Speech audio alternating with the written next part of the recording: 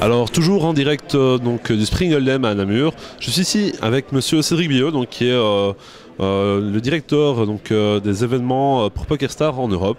Alors il a lancé il y a quelque temps une grande réflexion sur le poker, à savoir la réforme des prize pools, en lançant notamment un sondage sur le net pour voir un petit peu quel serait l'avis des joueurs.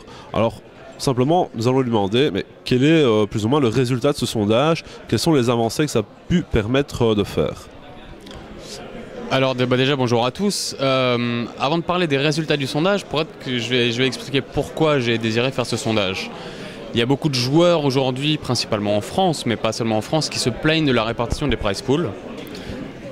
Mais après, il y a plusieurs messages différents qui ressortent. Des gens souhaiteraient plus d'argent à la première place, ou alors plus ou moins de places payées.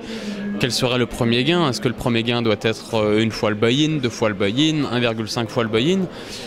Moi, en tant qu'organisateur, j'entendais différents sons de cloche de la part de différents joueurs. Et donc, le plus important pour moi, évidemment, de contenter un maximum de joueurs lors des tournois.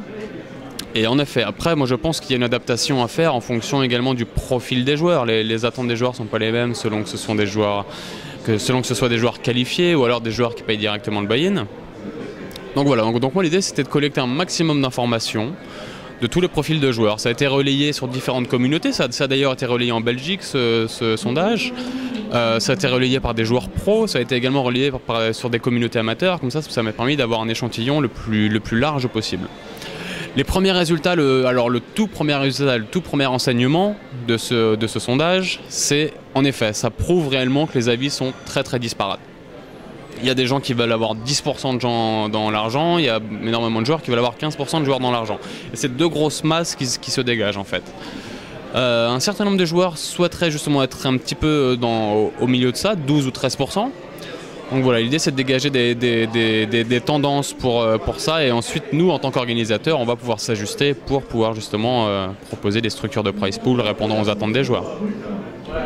Comme quoi, les petits points, les détails du poker ne sont pas forcément toujours des choses vraiment très simples. Alors, petite question qui sera la dernière, un peu annexe. Est-ce que tu t'habitues à la Belgique qui est assez folklore? Parce que ça fait déjà un moment qu'on te voit ici et on sait qu'il a fallu un petit temps d'adaptation.